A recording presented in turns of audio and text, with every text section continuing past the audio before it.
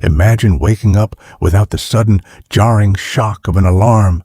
There is no digital screen pulling you from the dark, no distant hum of traffic outside a closed window, no urgent schedule waiting to be chased.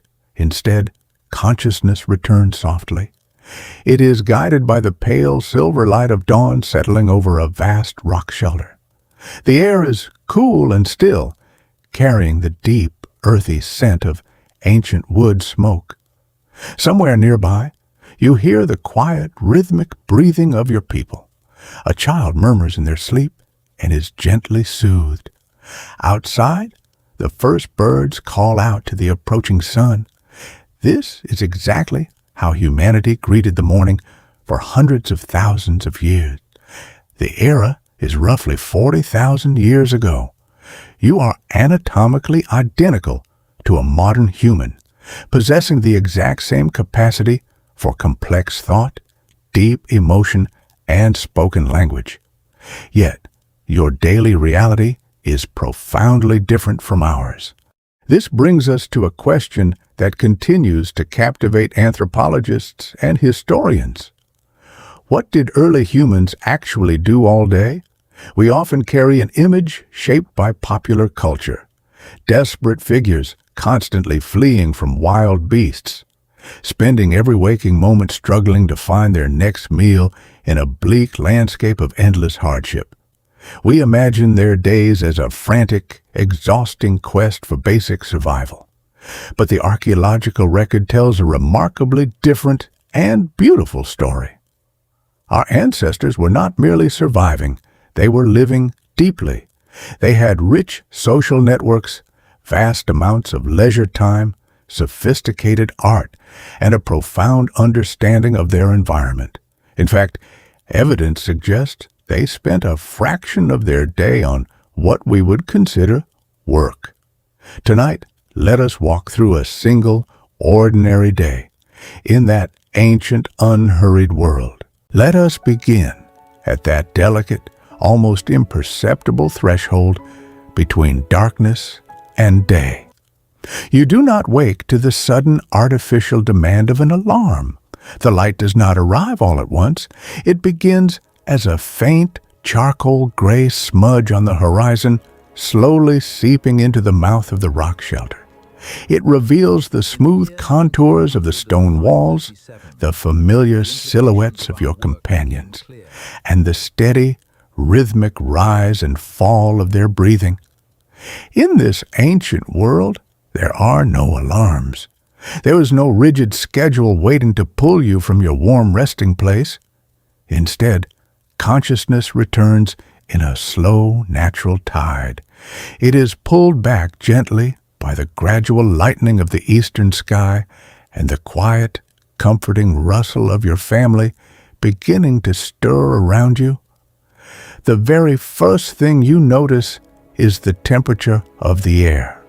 It is not a bitter, biting frost, but rather that crisp, clean morning chill that simply makes you want to draw your coverings just a little tighter around your shoulders. You are lying on a thick, carefully constructed bed of dried grasses, overlaid with soft, deeply insulated animal hides that keep you perfectly warm. These coverings have been worked for days until they are as supple as woven cloth, holding within them the memory of the earth and the careful skill of the hands that crafted them. You are pressed close to the other members of your group. This closeness is not merely for warmth, though the preservation of body heat is a profound and necessary comfort.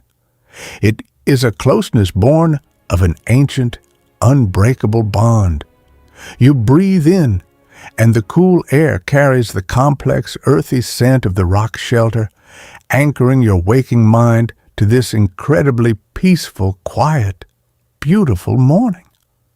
There is the faint, metallic tang of morning dew settling on the stones outside. If you are near the coast, perhaps there is a subtle drift of salt air coming off the water.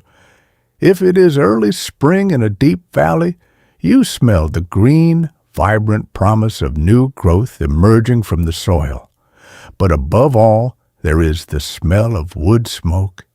It is always there, the defining scent of human gathering.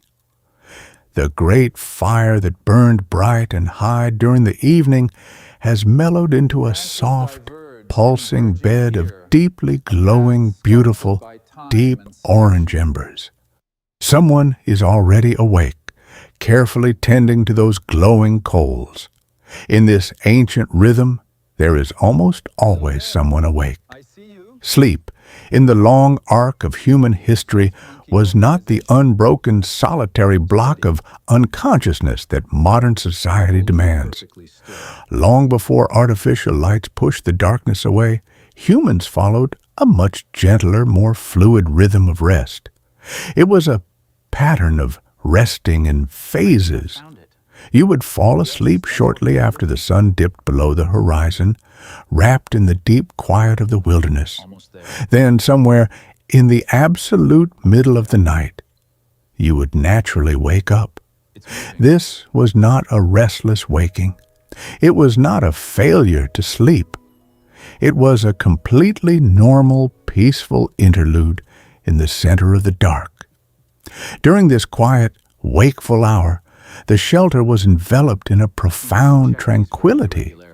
People would sit up slowly. They would whisper in the dim, flickering light, sharing soft thoughts or simply sitting in companionable silence. They would tend to a restless child, offering a soothing hum that echoed off the stone walls.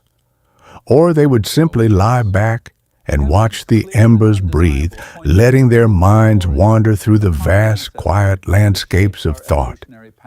They found comfort in the steady rhythm of their own breathing.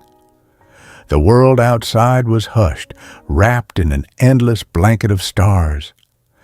This middle of the night, waking was a time of immense peace, a sanctuary of time that belonged to no one but yourself and the quiet companions who shared the firelight.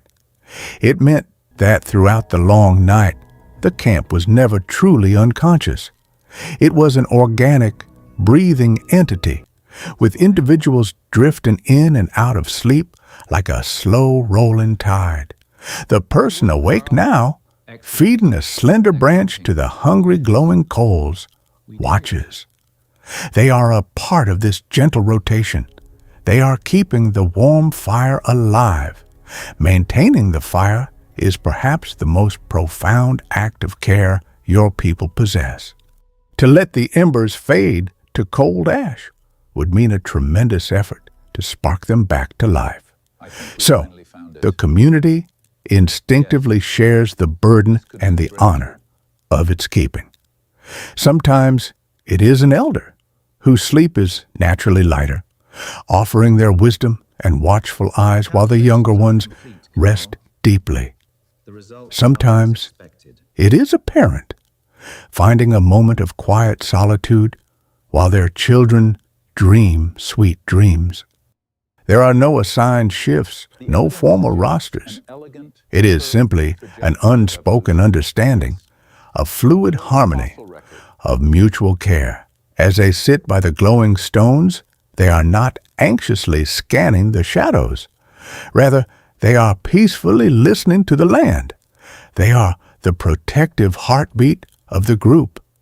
They watch over the sleeping forms of their kin out of profound love and a deeply ingrained sense of unity. Their gentle vigilance is what allows you to sleep so completely, knowing that you are surrounded by an invisible, unbreakable circle of protection.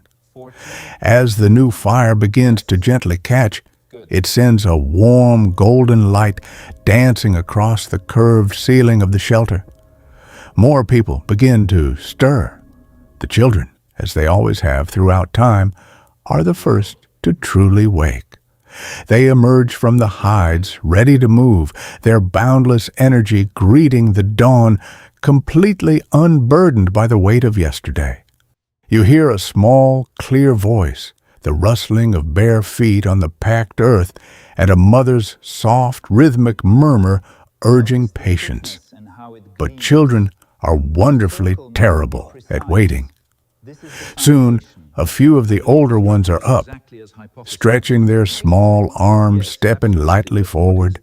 They move toward the center of the camp, their breath just visible in the cool morning air. The adults wake with a deliberate, beautiful slowness. There is absolutely no rush. Your day is governed entirely by the organic shifting of light, the subtle cues of your own body, and the slow turning of the seasons. Right now, the most important task is simply the act of waking up. People stretch out their limbs methodically, working away the stiffness of the night. They gather around the reviving fire, greeting one another with soft voices and warm hands. Slowly, one older member, a deeply experienced person, steps just outside the shelter's entrance to read the morning sky. They observe the precise shape of the clouds painted in shades of pale violet and gold. They feel the humidity on their skin. They study the dew on the broad leaves, understanding perfectly what the weather will bring long before the day has fully begun.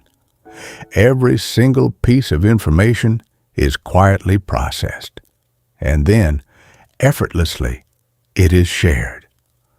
As more people wake and form a loose circle around the growing warmth of the fire, the morning conversation begins. It is quiet at first, today.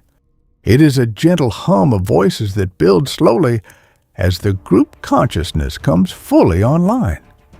Dreams from the night might be discussed in low, thoughtful tones, weaving their surreal imagery into the quiet morning. The ancient mind did not draw hard, unyielding boundaries between the dreaming world and waking reality. A vivid, soaring dream might be interpreted as a quiet message from the earth, a gentle piece of guidance from those who walked before them.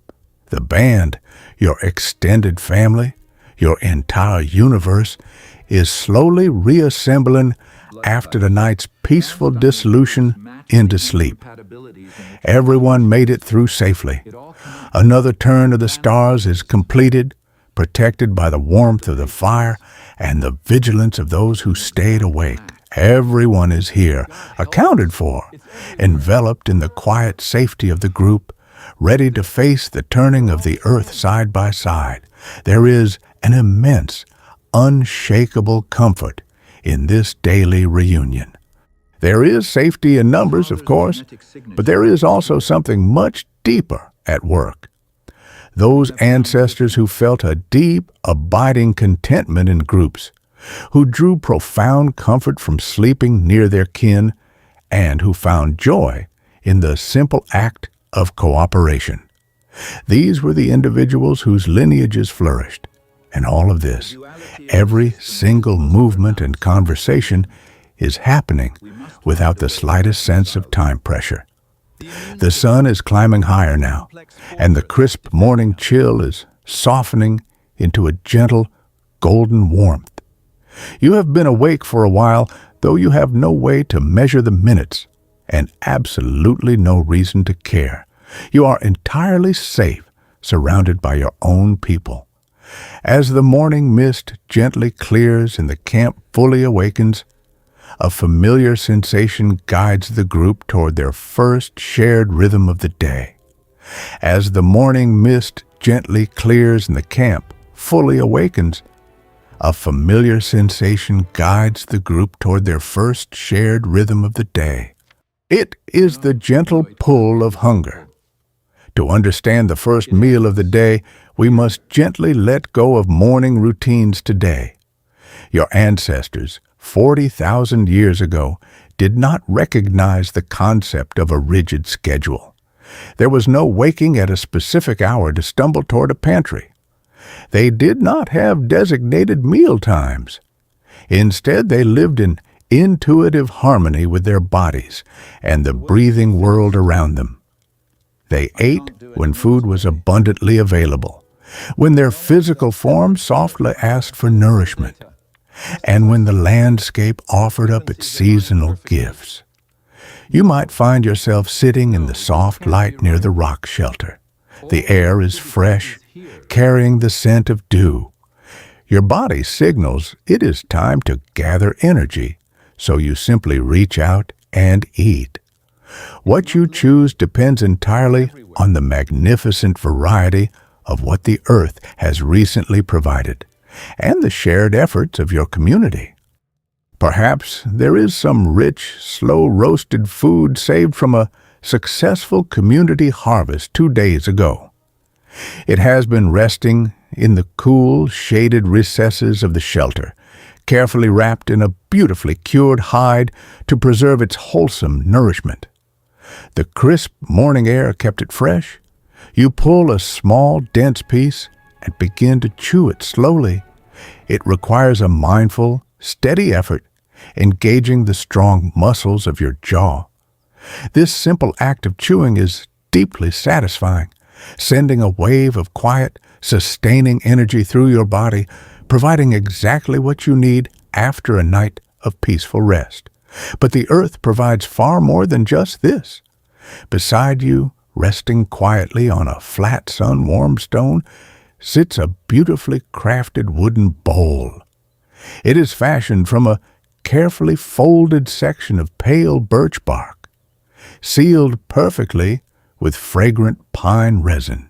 Inside this humble vessel lies a small mountain of wild hazelnuts, gathered from the whispering edges of a nearby forest just a few sunrises ago. You select one and place it carefully between your teeth, applying just the precise, gentle amount of pressure. A soft, satisfying crack echoes in the quiet air. This specific technique, this precise knowledge of how to open the hard wooden shell without ever bruising the delicate reward inside, is a profound, ancient inheritance. Small children sit nearby on the earth, watching the adults perform this simple magic from their earliest days.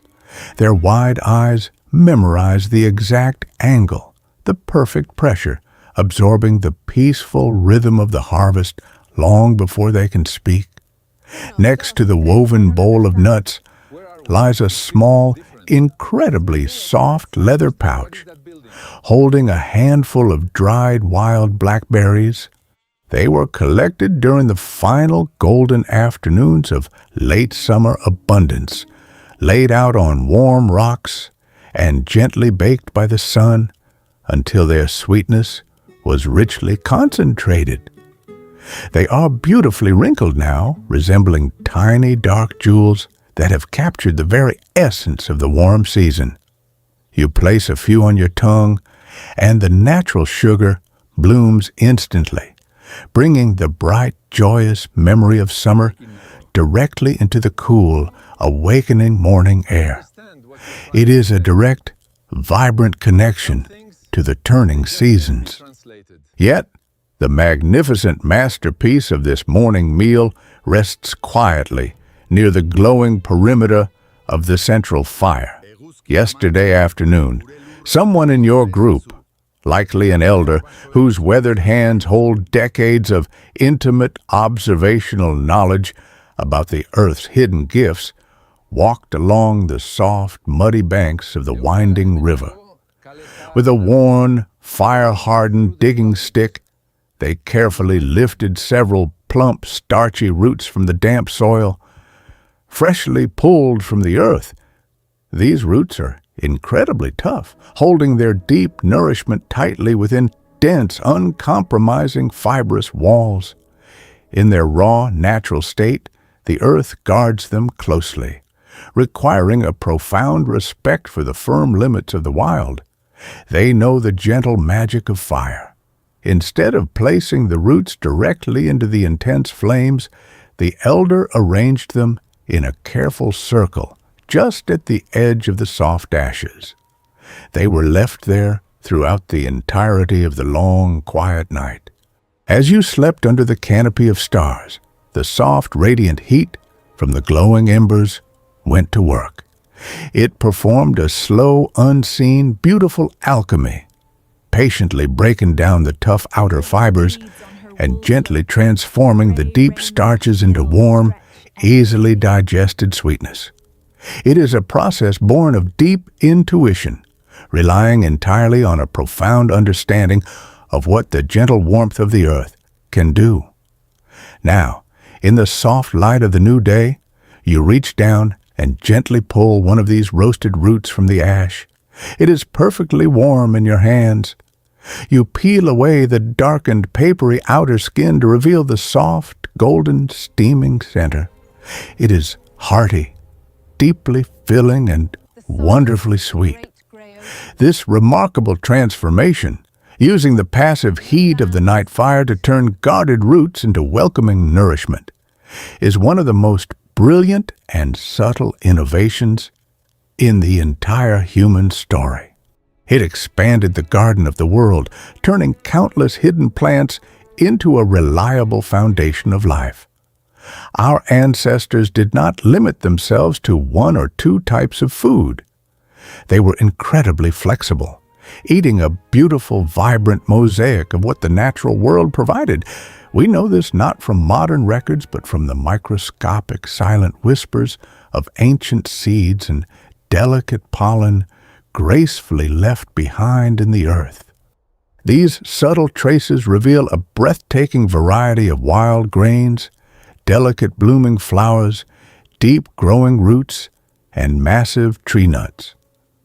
The coastal dwellers enjoyed the rhythmic bounty of the sea, gathering fresh shoreline plants. Those wandering the vast inland forests dined on wild mushrooms, sweet berries, and the rich bounty of the deep woods. Their environment was an endless, ever-changing offering, and their deeply tuned knowledge ensured they were always warmly provided for. As you sit enjoying your roasted root and sweet dried berries, you notice the beautiful social ballet happening all around you. The young mother across the fire is softly encouraging her toddler, showing him how to carefully pick the sweet meat from a cracked hazelnut.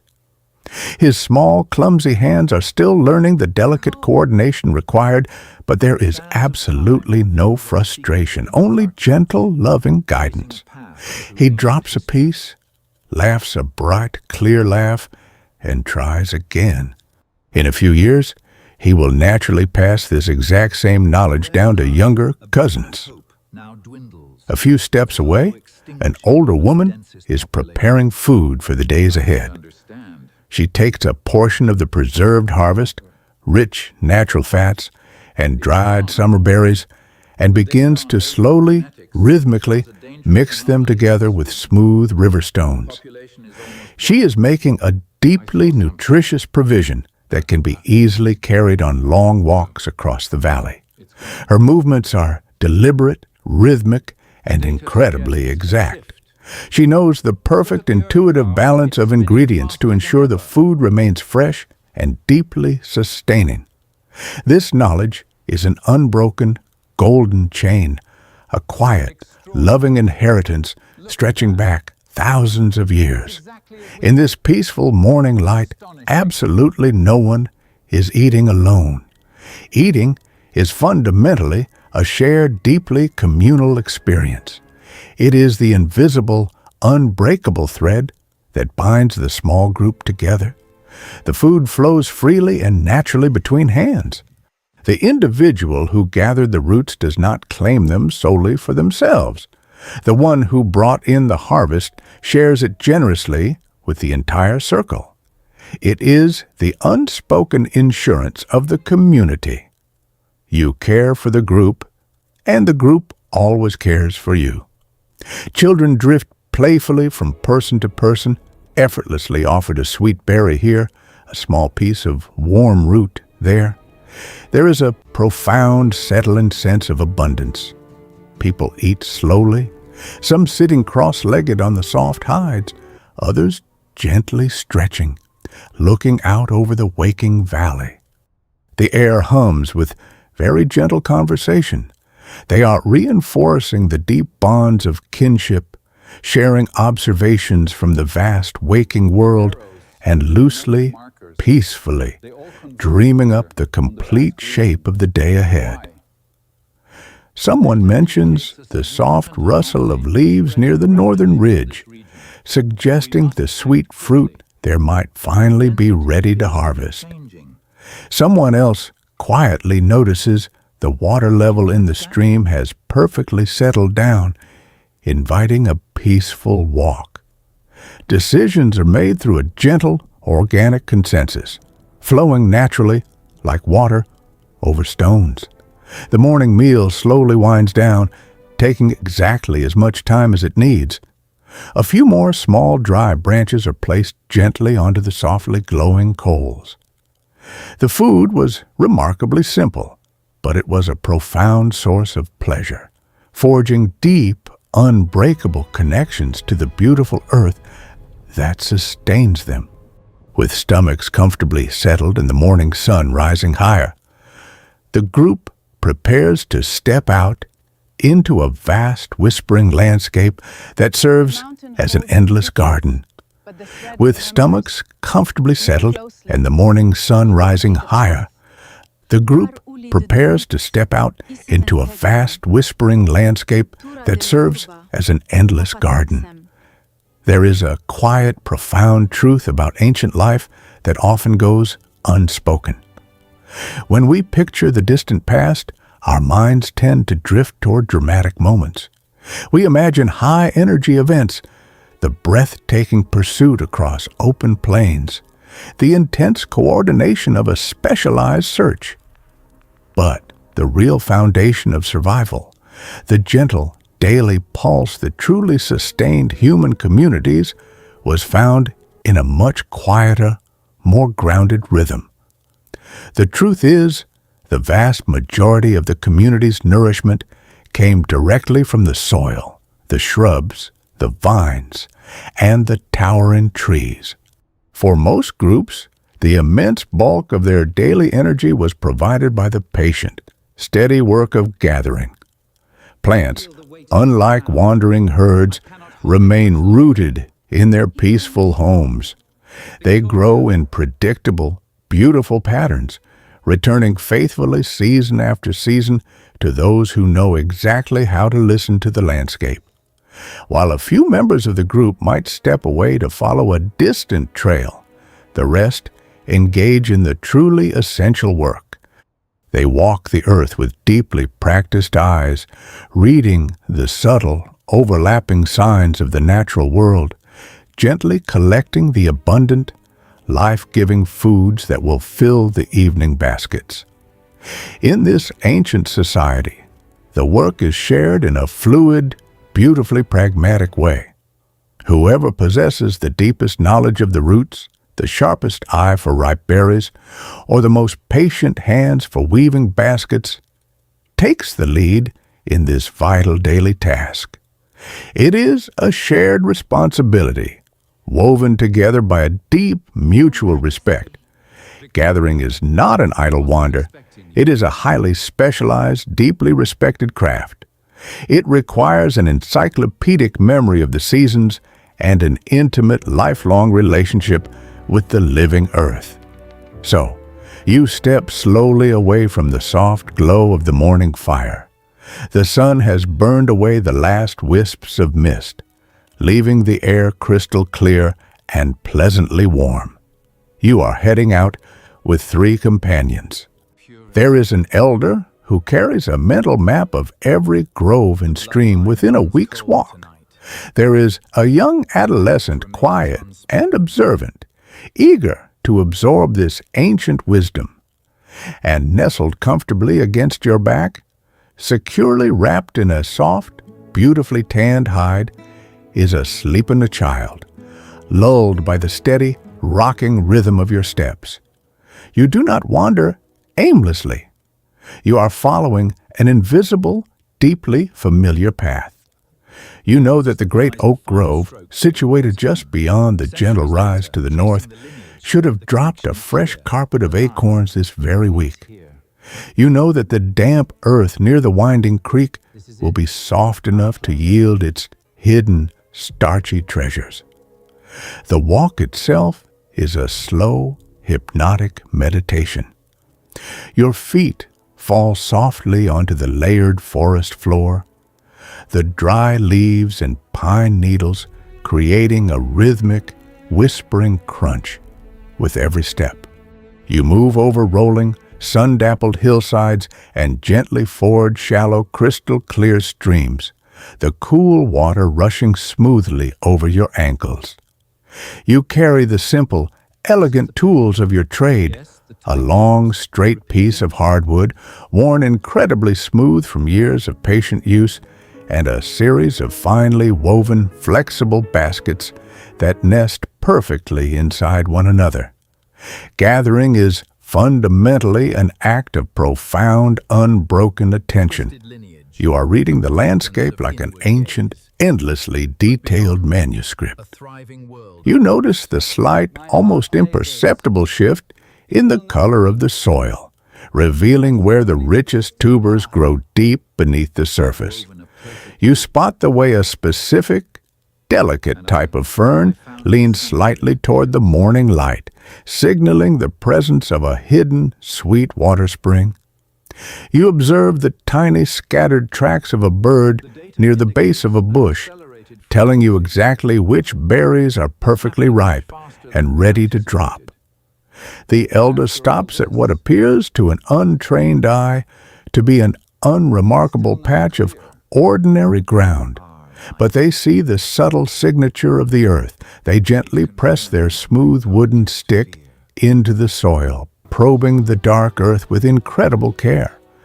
A few inches down, the stick meets a firm, yielding resistance. The elder carefully works the soil loose, then reaches in with incredibly gentle hands, lifting a pale, earthy root into the warm light. It is dense and heavy with quiet nourishment. The elder hands it to you, and you place it softly into the woven basket. Within moments, working together in a quiet, synchronized rhythm, the small patch yields enough to sustain several families for the evening. But the gathering is about much more than just filling the baskets. As the elder works, they speak. They do not give lectures. They share stories. This is how the vast, intricate library of the earth is passed from one mind to the next. The elder points to a plant with elegantly curved, bright green leaves.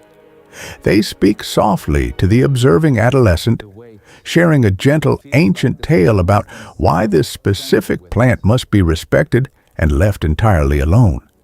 They point out the incredibly subtle details: 3 delicate veins in the leaf instead of 5, a slightly darker hue near the stem, a faint, earthy scent that warns the gatherer to step back. This tiny, beautiful distinction is a quiet reminder of the earth's hidden boundaries. The story gently explains that while the forest is endlessly generous, it also holds mysteries that demand deep, unwavering caution. This is not a lesson rooted in fear, but a beautiful teaching of ancient protective wisdom. It ensures that the young one will grow up knowing exactly how to navigate the world safely, understanding the profound responsibility of knowing what to embrace and what to honor from a respectful distance. The education is continuous, flowing naturally with the gentle current of the day. The adolescent is learning hundreds of these quiet, vital lessons. By the time they reach adulthood, they will intimately recognize hundreds of different plants by their subtle scent, their texture, and the way they move softly in the wind. They will know precisely when the blossoms open to the sun and exactly when the heavy seeds fall to the earth. The group moves forward, their steps falling into a smooth, effortless cadence. The sun filters through the high canopy above, casting a mesmerizing mosaic of light and shadow across the path. The baskets slowly grow heavier, a satisfying grounded weight against your side. You gather handfuls of wild, dark grapes, incredibly rich and slightly tart. You collect the fine golden seeds of a tall grass, sweeping them gently into a leather pouch to be ground into soft flour back at the camp. You carefully peel thin, fragrant strips of bark from a specific tree, taking only what is needed, ensuring the tree remains entirely healthy and vibrant for the generations yet to come. This is the ancient unspoken promise of the gatherer. You never take more than the earth can joyfully replenish. By early afternoon, you have journeyed far from the rock shelter. The physical effort is wonderfully real, and your shoulders feel the deeply satisfying warm ache of productive work. Yet, your mind is still. There is absolutely no pressure, no rushing to beat time. There is only the rhythmic breathing of your companions, the warmth of the golden sun, and the beautiful song of the forest around you. You are present in a way that is profoundly settling. Every sense is open to the vast, intricate symphony of the natural world. The child on your back shifts slightly, murmuring in their sleep, completely safe in the gentle sway of your movement. The landscape is not merely a background for your life, it is the very fabric of your existence. Every stone, every bending river, every cluster of vibrant wildflowers carries a profound memory, a shared story of your ancestors who walked this exact path under the exact same sun. Finally, as the afternoon light begins to take on a deeper, warmer hue, casting long, peaceful shadows through the tall trees, the small group turns naturally, guiding their steps back toward the camp. The baskets are full, overflowing with the vital bounty of the earth. When you return to the glowing center of your family, there will be no grand celebration. There will only be the deeply comforting, unspoken understanding that the group is fully provided for. The baskets are gently set down near the fading fire, their contents offering a beautiful, colorful promise of the evening meal. This steady, incredibly knowledgeable work of gathering is the quiet heartbeat of humanity. It is a profound, meditative practice of endless observation, born of patience and deep, abiding respect for the living world that sustains us all. While the gatherers read the flora with quiet expertise, another group embarks on an endeavor that requires an entirely different yet equally profound kind of ancient patience. While the gatherers read the flora with quiet expertise, another group embarks on an endeavor that requires an entirely different yet equally profound kind of ancient patience. There is an image that has been painted in our minds of the ancient world. It is one of constant, breathless pursuit, a relentless struggle against the wild forces of nature. We often picture our ancestors waking each morning and immediately venturing out to conquer the immense beasts of the plains, engaging in a desperate daily match of endurance. But the truth is far more beautiful and infinitely more peaceful. For early humans, following the trail of an animal was not a frantic, violent, daily grind. It was a rare, deeply focused, and profoundly respectful engagement with the earth. It was an event that required immense stillness, incredible mental endurance, and a beautiful synchronization with the natural world. It was a slow, hypnotic dance across the vast landscape. Let us gently follow them on one of these quiet journeys. The preparation begins softly, long before the sun is high. The signs have been gathering for days, noticed by the careful eyes of those who walk the perimeter of the camp. Perhaps They observed a faint rhythmic pattern pressed into the sandy soil near a distant watering hole. A small group gathers in the cool blue light of early morning. They are individuals who possess a remarkable stillness of mind and an incredible capacity for endurance. They communicate in soft murmurs and fluid hand gestures that have been refined over thousands of lifetimes. There is absolutely no urgency, no aggressive posturing. They step out onto the expansive rolling plains, carrying beautifully balanced wooden tools, carefully shaped and smoothed by the fire. Immediately, their pace is steady, sustainable, and incredibly smooth. There is no sprinting, no sudden startling bursts of motion. Instead, they fall into a rhythmic, flowing walk. It is a pace designed to cover immense distances without disturbing the quiet balance of the morning. They are reading the landscape much like the gatherers in the forest, but their focus is tuned to the subtle language of movement. The lead tracker pauses near a shallow depression in the soft earth. They kneel slowly, observing the subtle way a single blade of grass has been bent, noting the absolute clarity of the track left in the dust. They do not see merely a footprint. They see the shadow of the animal itself. They understand its size, its calm demeanor, and the precise moment it passed this way. This is not guesswork. It is a profound, lifelong pattern recognition, honed by an incredibly intimate connection to the living world. The group moves forward, flowing over the landscape like water over smooth stones. Hours pass in this gentle, relentless rhythm. They walk through the tall, waving grasses under the expansive dome of the sky.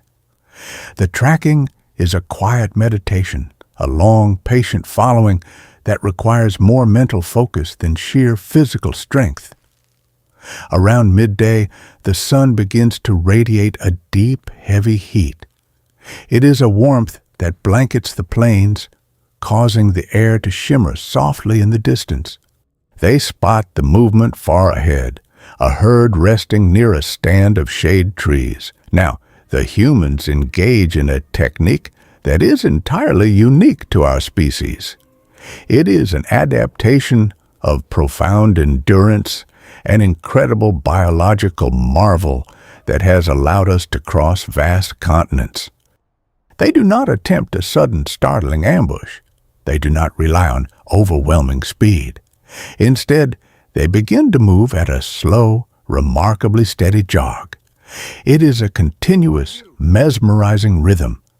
The human body is uniquely designed for this slow, rolling motion under the vast heat of the sun. While other creatures must seek the deep shade to rest when the day grows hot, the human form is capable of breathing out the heat, of moving endlessly forward in a state of quiet grace. The tracker's footfalls create a soft, rhythmic patter on the dry earth. Left, right, left, right. The sound becomes a mantra, a hypnotic drumbeat that perfectly aligns with the steady pulsing of their heart. The air flows smoothly in and out of their lungs, deep and untroubled. The animal far ahead moves away, startled by the slow approach. It bounds across the landscape with magnificent speed, quickly putting distance between itself and the slow-moving humans. But the humans do not break their rhythm. They do not rush. They simply follow the trail at the exact same unbroken pace. An hour drifts by, then two. The vast landscape scrolls past them, the rolling hills, the scattered ancient acacia trees, the endless sea of golden grass. The heat is profound, a heavy golden blanket, but the trackers move through it like a quiet breeze. They are sweating, allowing the natural coolness of evaporation to soothe their skin.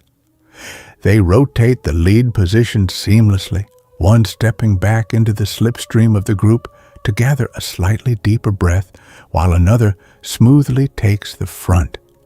It is a beautiful display of wordless cooperation. No single human could maintain this alone, but together, moving as a single, coordinated entity, they are capable of incredible sustained focus.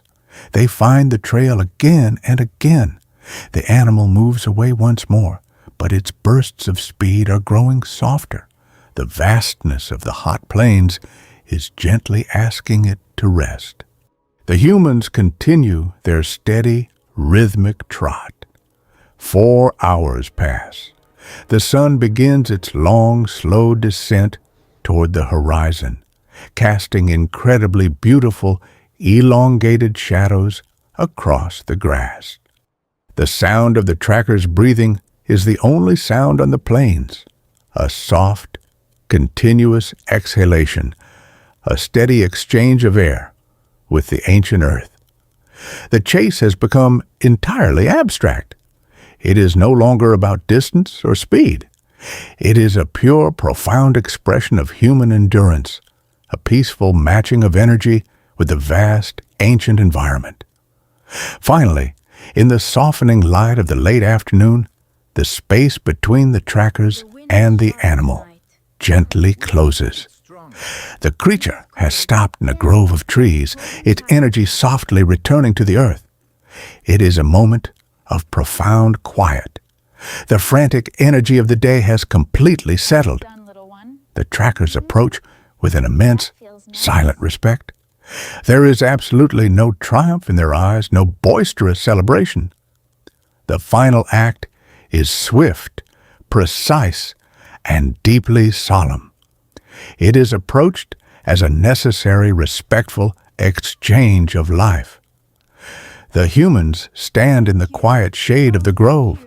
One of them steps forward and offers a soft, ancient gesture, a quiet murmur of gratitude to the earth, a deep acknowledgement of the profound cycle that sustains them all. They understand intimately that their own lives are deeply intertwined with the landscape, and they treat this gift with the utmost reverence. The process of preparing the harvest for the journey back is a quiet, highly skilled craft. They move with an incredible practiced efficiency, wasting absolutely nothing. They honor the profound gift by ensuring every part of it will serve a vital, deeply respectful purpose for their community. The hide is carefully preserved, destined to become a warm, incredibly soft covering for a sleeping child.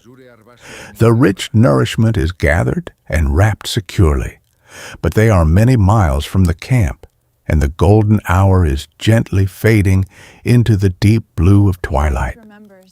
Two runners, moving with a lighter, easier stride, head back toward the glow of the distant fire to bring others. The rest of the group remains in the quiet grove. They build a small, beautiful fire of their own, creating a warm circle of light and safety in the gathering dark. Soon, the soft sound of approaching footsteps announces the arrival of the others from the main camp. It is a beautiful reunion in the twilight. Elders and those strong enough to help have come to share the peaceful burden. The long walk back to the central fire is a quiet procession under the emerging stars. It is a moment of deep, shared satisfaction. When they return, there will be a beautiful communal gathering. The harvest is not simply food, it is a vital, energetic bond that strengthens the entire group. The trackers will sit quietly by the glowing embers, and they will share the story of the long walk. They will speak of the heat, the shifting winds, the immense vastness of the plains, and the profound endurance of the human spirit. They will weave the memory of the day into the collective, beautifully unbroken history of the community. But it is essential to remember that this hypnotic, rhythmic journey does not happen every day. It is an occasional, strategic event. It is a beautiful harmony with the larger cycles of nature. Tomorrow, they will join the gatherers again. The energy provided by the wild is carried back to the camp, sparking the next essential phase of the afternoon, the slow, rhythmic art of transformation. The vital energy provided by the vast wild is carried back to the camp, quietly sparking the next essential phase of the afternoon, the slow, rhythmic art of transformation. By midday, as the bright sun begins its long arc toward the western horizon, the entire camp gradually settles into a profoundly peaceful state of focused creation. The vibrant energy of the early morning softly dissolves into a quiet, grounded stillness. The air around the rock shelter becomes filled with a beautifully layered hypnotic soundscape. It is a mesmerizing symphony of ancient craft woven together by hands that intuitively know the deep, tactile secrets of the earth. It is the rhythmic, soothing sound of making, of patiently turning the raw materials of the vast landscape into the enduring tools of everyday life. If you were to sit back against the warm, sun-baked stone and simply close your eyes, you would hear the steady, incredibly comforting heartbeat of human ingenuity. Near the soft warmth of the central fire, a deeply respected elder is seated comfortably on a smooth, wide, flat stone. They hold a carefully chosen dark flint in one hand and a dense, rounded hammerstone in the other. Every few moments, there is a hollow, resonant sound. Tap, tap, tap. It is not a loud noise. It is not hurried. It is a persistent, beautifully purposeful rhythm. This ancient art of stone knapping is a daily, deeply grounding maintenance. Tools that sustain the community do not last forever. A beautifully crafted blade might dull after many days of use. In a world entirely without modern production, you must have the quiet, absolute patience to shape your own reality. This work is incredibly slow, requiring an intimate understanding of the materials. The elder deeply feels the flint's hidden lines of potential. They read the microscopic grain with calloused fingertips, sensing exactly how the kinetic energy of a gentle strike will travel through the dense core. It is pure intuition, blended perfectly with muscle memory refined over decades of quiet, focused practice. With a breathtakingly precise turn of the wrist, they strike the flint again. Tap. A perfectly smooth, thin flake of stone detaches with a crisp, clean sound and falls softly into the fine dust. The elder runs a thumb very gently over the newly exposed edge, feeling the flawless, unyielding sharpness. There is a profound, deeply resonant satisfaction in this work, a settling rhythm that completely absorbs the waking mind. Around them are scattered the tiny, discarded flakes, creating a beautifully complex mosaic on the earth. Close by, sitting in a pool of dappled sunlight, another member of the group works on a completely different material. They hold a piece of deeply seasoned hardwood and a carefully shaped scraping tool. They gently carve the wood, preparing an elegant handle for the newly made stone blade. The sound here is entirely different from the sharp tap of the stone. It is a long, smooth, relaxing rasp. Shh, shh, shh. Delicate, curling ribbons of pale wood fall gently away with every stroke, accumulating in a soft, fragrant pile at their bare feet. The rhythm is intensely hypnotic. You can almost feel the gentle friction, the steady, patient smoothing of the wood under their hands. When the shape of the wooden handle is completely correct, they bring the wood and the stone together. They reach for a worn leather pouch containing warm, sticky pine resin. They have slowly heated this resin near the glowing coals. blending it carefully with fine, crushed charcoal and a light dusting of ash until it forms a perfect, natural bond. The scent of warm pine and damp earth rises softly into the air, wonderfully grounding and aromatic. They carefully seat the new stone blade into the perfectly carved wooden slot, pressing the warm, pliable resin around the joint to seal it completely. Then, with steady, deliberate hands, they wrap the connection tightly with thin, flexible cords of dried plant fiber. As the resin slowly cools and sets, the tool becomes whole.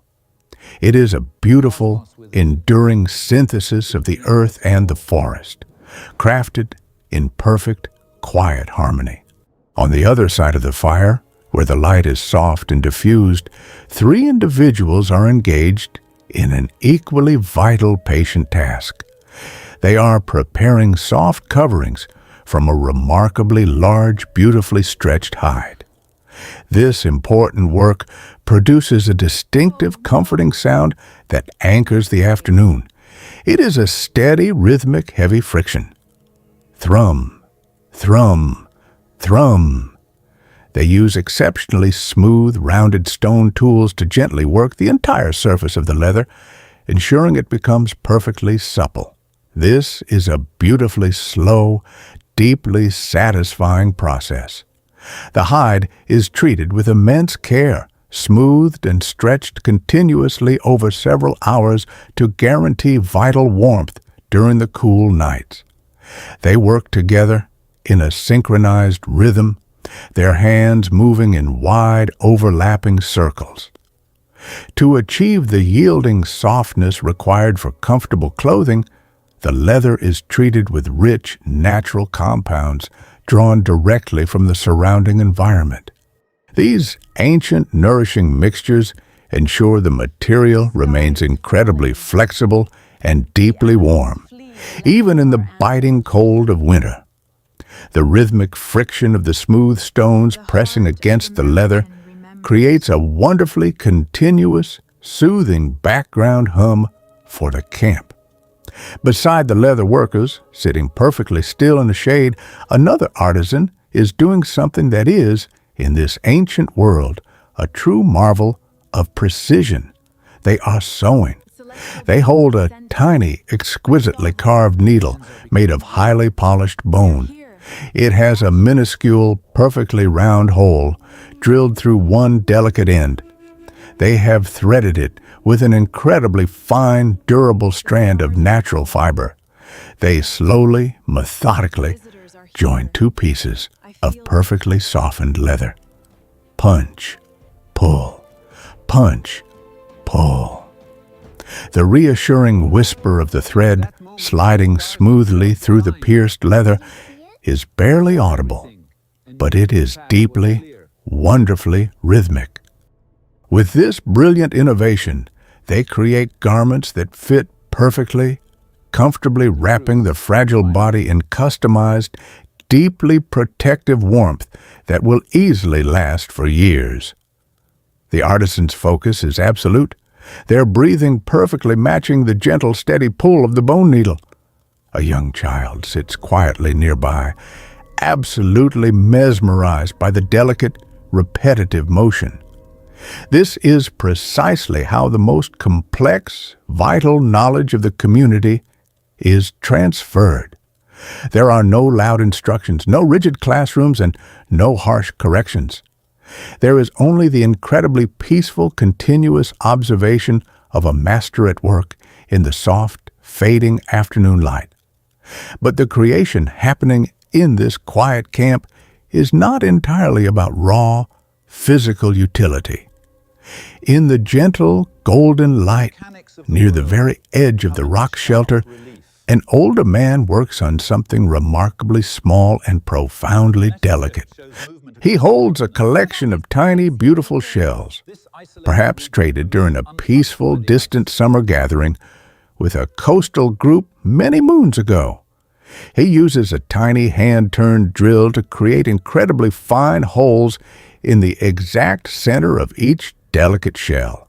It is a painstakingly slow process that demands absolute steadiness and infinite peaceful patience. The sound is a very faint, rapid whirring, like the quiet beating of a small insect's wings. These shells are not functional tools. They will not help anyone hunt, and they will not gather any food. They will be carefully strung together to form a beautiful, delicate necklace. It is an expression of pure aesthetics, a quiet, profound desire to create enduring beauty. Surviving the day was never enough. They felt a deep need to adorn themselves, communicating their connections through beautifully crafted objects. When you observe this ancient camp, the quiet emergence of specialization becomes clear. Not every individual attempts every task. The elder napping the stone has spent decades mastering flint. The woman sewing possesses an unmatched touch with the soft leather. They work in a peaceful, meditative flow, relying on one another. The master of the stone provides blades for the master of the hide, who provides warm coverings for the group. It is an intricate tapestry of mutual care, bound by the satisfying rhythms of handcraft. There is profound pride in this work. You see it in how the stone worker smooths the edges of a tool that is already perfectly sharp, and how the leather worker gently rubs the finished hide, feeling its luxurious softness. They are creating their culture, one patient stroke at a time. The afternoon drifts in unhurried peace. The light turns richer, painting the shelter in shades of amber and gold.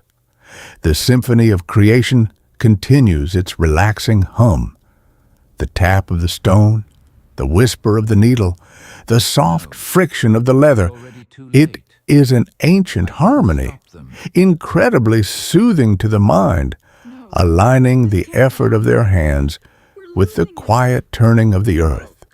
As the necessary tools are finally set aside and the day's pressing demands are completely met, the quiet camp gracefully transitions into a deeply peaceful, relaxing phase of time that our modern society has nearly forgotten how to truly experience.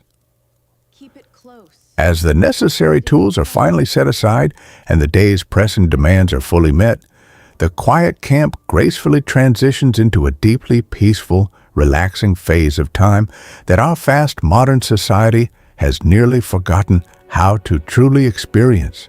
For a very long time, we have been told a story about life before civilization. We are given the image of early humans as profoundly exhausted, constantly struggling against the heavy weight of survival, endlessly searching for sustenance from dawn until dusk.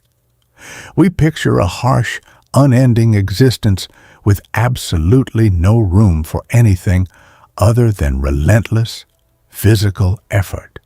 But when we look closely at the ancient, unhurried rhythm of foraging societies, a remarkably different, deeply comforting picture naturally emerges. The profound truth is, on an average day, our ancient ancestors spent only a few hours on the necessary tasks of gathering, tracking, and crafting. Once the woven baskets were comfortably full, the tools meticulously renewed, and the central fire patiently fed, the remainder of the day stretched out before them like a vast, beautifully open landscape. They were given the immense, beautiful gift of unstructured, deeply peaceful time. So, what did they do with all of these quiet, sunlit hours? A great deal of it would look remarkably familiar and strangely, wonderfully slow. First, they simply rested. Resting is not laziness. It is maintenance.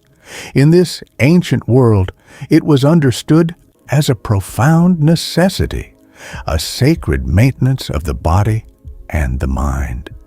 You might find a quiet, shaded spot beneath the broad, sweeping branches of a massive, mature tree.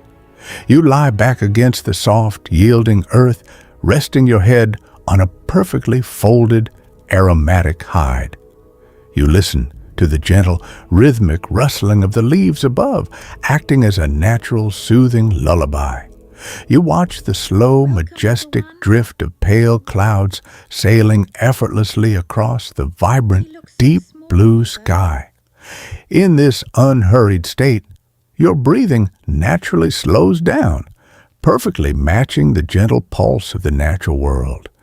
You might sit perfectly still near the edge of the camp, absently turning a remarkably smooth river stone over and over in your fingers, simply feeling its cool weight. You might quietly follow the path of a small ant carrying a tiny leaf, completely absorbed in the miniature silent world moving softly at your feet. To observe the earth without a frantic agenda is a powerful form of connection. It gently trains the mind to notice the most subtle shifts in the environment. The way the golden light changes just before a gentle rain, or the way the wind shifts its fragrant scent at the turning of a season. In that stillness, the boundary between you and the world can feel thinner. You're not separate from the environment. You are resting comfortably within it. As the afternoon settles into a golden warmth, the air is filled with the joyful, uncomplicated sounds of play. Children run freely around the shelter, their spontaneous games completely devoid of rigid rules or strict structures. They climb over resting adults like living terrain, testing their balance, safely rehearsing the vital movements they will use as they grow. They pick up twigs and pretend to be tracking through the tall grass, their boundless imaginations turning the dusty earth into a world of discovery. Play is not a distraction from life. It is the essence of how they learn to navigate it. The adults, too, possess a deep instinct for gentle play. Scattered around the softly smoking fire pits, we find perfectly smooth, rounded stones and tiny pieces of polished bone marked with repetitive lines. Perhaps they were moved softly across flat rocks in quiet games of chance. Two close friends might sit opposite each other in the fading light, slowly passing small pebbles back and forth, enjoying the click of stone against stone. The mind, when freed from the demands of the day, naturally seeks peaceful patterns, gentle challenges, and structured daydreams. It is a profoundly peaceful passing of time that strengthens the deep bonds of kinship. In between these quiet moments of observation and gentle play, there are long, luxurious stretches devoted entirely to the soothing power of touch. In a small community where absolute trust is essential, physical connection is a vital, unspoken language of care. You might sit with your back resting comfortably against a close friend or a family member, feeling the warmth of the late afternoon sun on your bare shoulders. They use their gentle fingers, or perhaps a beautifully carved wooden comb, to slowly, rhythmically part your hair. They gently untangle any small knots left by the wandering wind, their touch incredibly soft, deliberate, and deeply reassuring. It is a slow, deeply relaxing massage of the scalp, melting away any lingering tension from the morning's long walk across the vast plains. This quiet grooming is an intimate, exceptionally beautiful ritual of pure relaxation. As they gently work their way through your hair, perhaps weaving thin braids or carefully tying a small decorative shell near your temple, you close your eyes and lean heavily into the warmth of their hands. Absolutely no words are necessary. The slow, rhythmic touch communicates a profound, silent message to your nervous system. You are cared for, You are safe, and I am entirely present with you. This simple, repetitive motion washes away all worldly anxiety and cements the bonds of absolute trust. It is a beautiful moment of deep physical and emotional maintenance under the open sky. And then, as the golden afternoon slowly begins its magnificent descent into the cooler, velvet purple hues of evening, another beautiful invention of leisure emerges into the quiet air. It is the miraculous birth of music. Imagine sitting near the stone walls of the rock shelter as the very first stars begin to faintly pierce the twilight canopy. Someone from the group steps slightly away from the glowing embers of the fire. They bring to their lips an incredibly delicate, beautifully crafted instrument.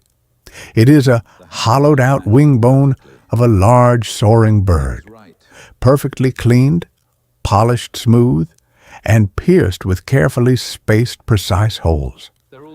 They have spent countless quiet afternoons patiently adjusting those tiny openings, listening to the pitch, learning entirely by ear how to turn a piece of raw bone into a flawless vessel for sound.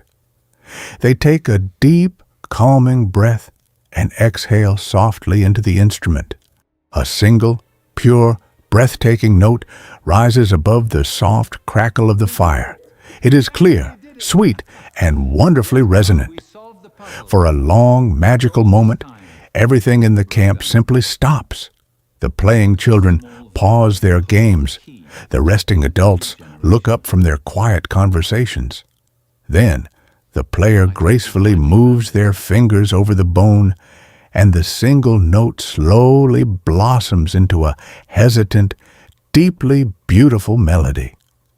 The sound floats outward on the evening breeze, carrying gracefully across the silent, darkening valley. It echoes softly off the ancient stone walls of the shelter, creating a rich, immersive layer of harmony in the cool evening air. The melody repeats, growing steadily more confident, finding a mesmerizing, circular, hypnotic rhythm. Someone sitting near the warm fire picks up two smooth pieces of dense wood and begins to gently, perfectly tap out a slow, matching heartbeat.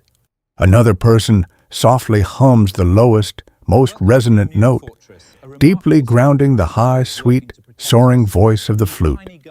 The music weaves its way through the entire camp, drawing absolutely everyone into the exact same perfect moment.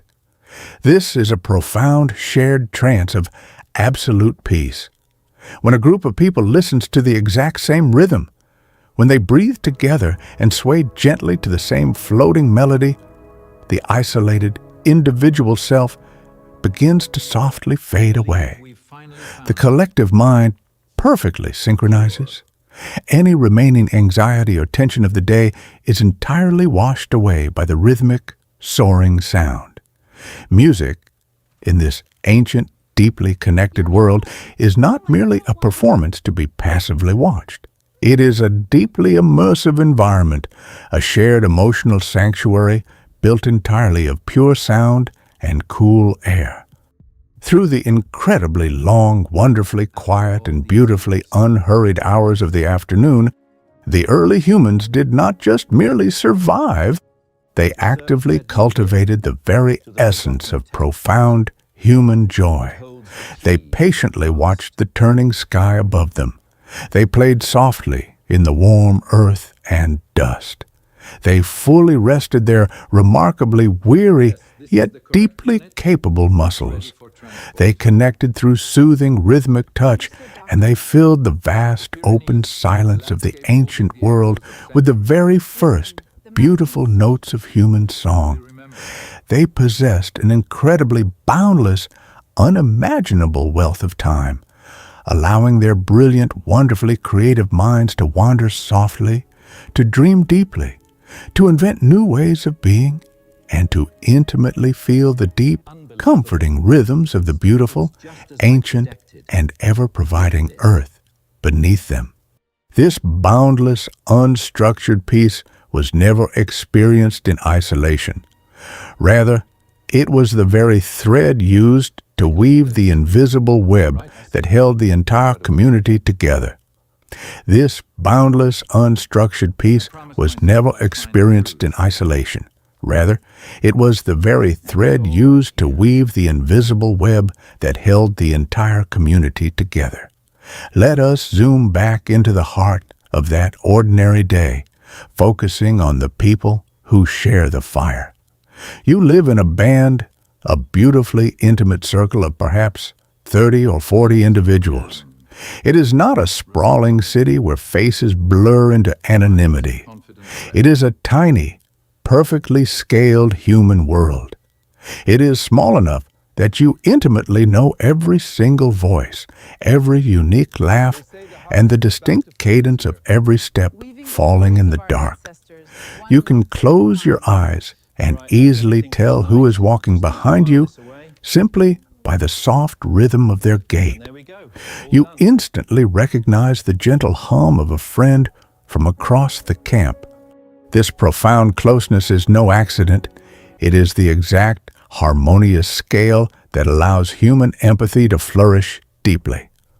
Natural rhythms have guided your ancestors into this beautiful equilibrium. It is a living room-sized society, incredibly flexible and deeply, inherently personal. Every individual within this small group fits perfectly into a rich, invisible map of connections held warmly in your mind.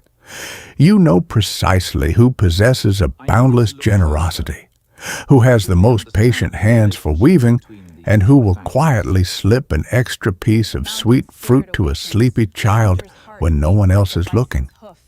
These invisible, deeply felt maps of relationships are just as vital as the smooth stone tools or the warm evening fire. They are the beautiful social architecture of your shared existence. Of course, wherever human hearts reside closely together, the natural friction of life occasionally surfaces. But in this deeply connected world, absolute harmony is always the ultimate goal.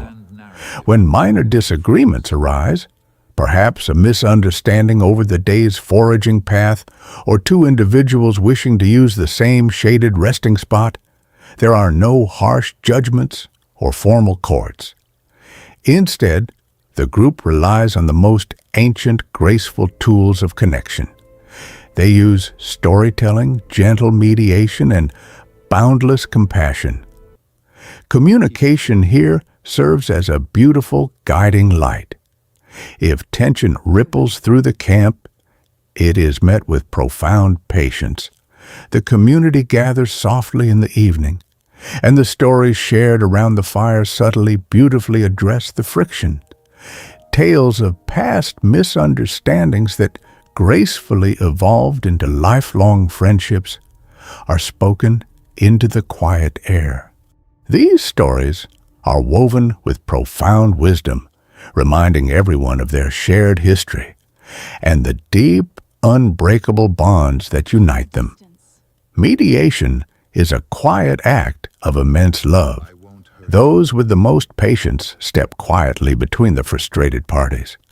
They speak with incredibly soft, reassuring tones, adding broader context and gently recalling past kindnesses shared between the two. The entire social system leans heavily, naturally, toward absolute forgiveness and reconciliation. People might use gentle, affectionate teasing to deflate a tense moment, or they might sing soft, playful songs that guide behavior back toward unity without causing anyone to feel diminished. It is a brilliant indirect pressure that allows everyone to step back into the circle with their dignity perfectly intact. Underneath all of this graceful diplomacy lies a simple, incredibly beautiful truth. Your own well-being is inextricably tied to the well-being of everyone else. This profound understanding begins the very moment you are born into the world. In your band, a child does not belong to just two parents in a separate, isolated home. They belong to the entire camp, to the warm, extended network of loving hands. Your mother and father are deeply important, of course, but so are your grandparents, your aunts, your older cousins, and even unrelated adults who have been seamlessly embraced as family. In the language of modern observation, this is known as cooperative care. But to your ancestors, it is simply the natural, beautiful way of life. The phrase, "it takes a village," is not a distant metaphor here. It is the breathtaking, daily reality. If a mother is gracefully walking the plains to gather sweet roots, her child is never alone. The infant is kept wonderfully entertained and entirely safe. An aunt might let the baby play softly with a piece of smooth, tanned hide. An older cousin might sit patiently in the dust, showing them how to carefully stack small, flat pebbles. A grandparent might hum a slow, rhythmic lullaby while weaving fragrant grass chords, allowing the child's developing brain to quietly absorb the beautiful musical cadence of their language. This overlapping redundancy of care, this beautiful web of multiple adults deeply invested in the happiness of the same child, is an invisible, incredibly strong safety net woven directly into the fabric of early human life. It gracefully frees individuals to follow their natural talents. Some adults are uniquely gifted at incredibly patient teaching. Others excel at gentle, physical play that builds a child's balance. And some have an innate, calming energy that instantly soothes a waking toddler. By the time a child reaches their 10th summer, they have been lovingly taught by an entire village, absorbing tiny, precious fragments of wisdom from everyone around them. And yet, this beautiful band of 30 souls is not the entire world. Beyond the familiar, comforting circle of faces illuminated by your evening fire, there are other groups. They are distant kin, speaking in similar melodic dialects, gently tied to you by ancient alliances and the slow, rhythmic movement of generations. You may only see them a few times throughout the turning of the year, but these peaceful reunions are some of the most beautiful, highly anticipated events of your life. Imagine the late golden days of summer, when the wild valleys are overflowing with natural abundance, the rivers run clear and full, and the fruit trees are heavy with sweet offerings. Word of this abundance travels softly, not through rigid maps, but through peaceful, wandering encounters. A gatherer shares a friendly greeting with someone from the neighboring valley, mentioning the blooming fields. Slowly, gracefully, the bands begin to converge. This is the ancient version of a grand starlit festival. As the groups merge under the expansive night sky, a vibrant, peaceful exchange blossoms. An individual from the distant coast brings incredibly smooth, iridescent shells. Someone from the high, rocky ridges brings dark, glassy obsidian. Others carry small pouches of rich red ochre or exquisitely carved bone pendants. These beautiful objects gently change hands, traveling hundreds of miles in slow, meaningful leaps. Every single exchange is sealed with warm conversation, shared meals, and joyful laughter. These immense, peaceful gatherings under the summer moon are also the place where new, lifelong bonds of love are formed. Young individuals meet potential partners from outside their immediate circle, ensuring the beautiful, expanding diversity of their lineages. Some may gracefully join your band, bringing new songs and new perspectives, while others may choose to walk away with a new family, seamlessly weaving the vast human tapestry ever wider. In these moments, the world feels incredibly open and profoundly interconnected. It is here that the most vital tool of humanity truly shines. Language is not a series of simple gestures, but a layered, incredibly flexible, combinatorial poetry. It is the ability to gently explain a complex dream, to share a subtle observation about the shifting seasons, and to sing a new lullaby learned from a distant cousin. Through language, the beautiful innovations of one group ripple outward, a new, more secure way of tying a basket, a new pattern of weaving, or a new story about the stars. All of these travel gracefully through the expanding network, carried solely in human memories and softly spoken words instead of wires. It is a vast, invisible web of shared kinship, mutual support, and profound human connection, stretching endlessly across the beautiful wild landscapes. Through the sharing of food, the exchanging of gifts, and the joyful merging of families, the early humans secured their place in the world not through force, but through love and cooperation. They were held tightly by the gentle hands of those around them. As the grand festival fires slowly burned to embers, the murmurs of these new families blend perfectly with the quiet night. The exchange of ideas during these serene nights laid the foundation for an entirely new way of existing. Every word spoken softly in the dark was a delicate thread connecting disparate lives into a singular, breathing organism. When the season turned and the gathering gently dispersed, each band carried the spirit of the village back into the immense wilderness. They were never truly alone again, carrying the songs of hundreds of kin within their minds. This deeply intricate, incredibly peaceful web of shared existence was the ultimate sanctuary, providing an emotional and physical warmth that no fire could ever replicate. At the very center of these vast networks stood the most revered figures of the group, those whose physical speed had faded, leaving behind something far more vital. At the very center of these vast networks stood the most revered figures of the group, those whose physical speed had faded, leaving behind something far more vital. Within this gentle, unfolding rhythm of the ancient world, there was one incredible, unseen marvel that made all of this profound connection entirely possible. It was the absolute miracle of spoken language. By 40,000 years ago, your ancestors possessed a language just as richly layered, just as deeply flexible, and just as capable of profound poetry as any language spoken under the sun today. They had the beautiful cognitive machinery to share not just what was right in front of them, but to reach across time and space.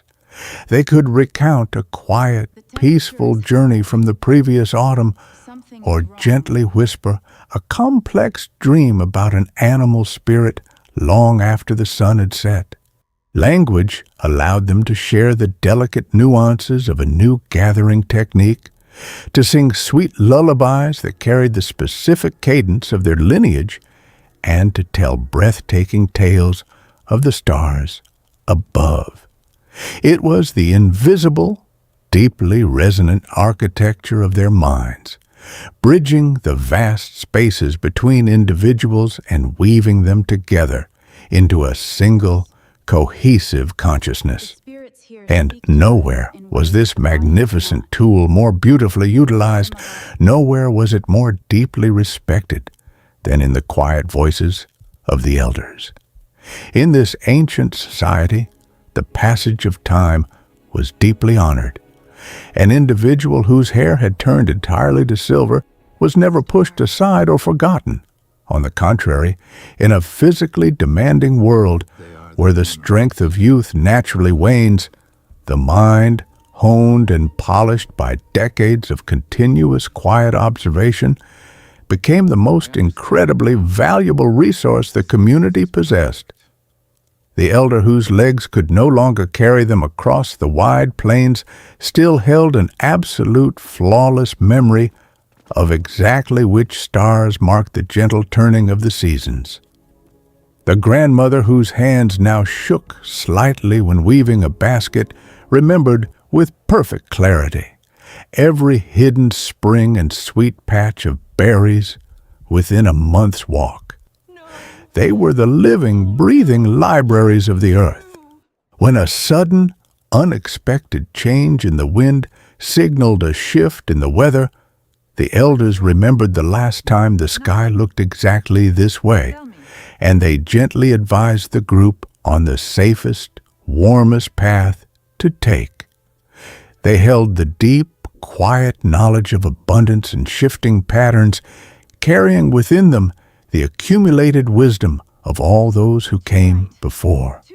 To listen to an elder softly speaking by the fire was to access an ancient, unbroken chain of memory that stretched back long before you were born.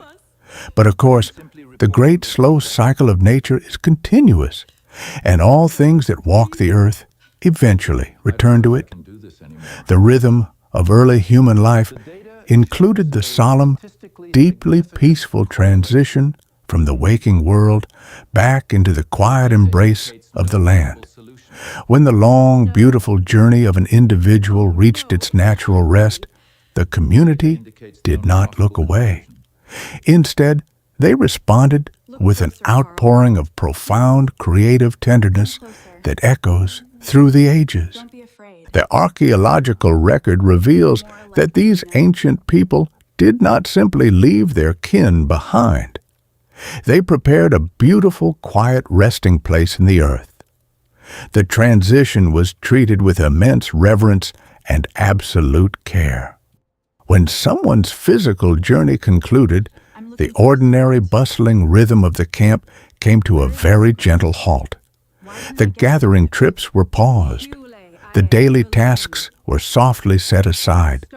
The community drew closer together, sitting near the warm fire, speaking in hushed, incredibly tender tones. Children asked quiet questions about where the person had gone, and the adults responded with beautiful, comforting stories. They spoke of the individual's past warmth, their gentle hands, or the way their laugh used to echo perfectly off the stone walls.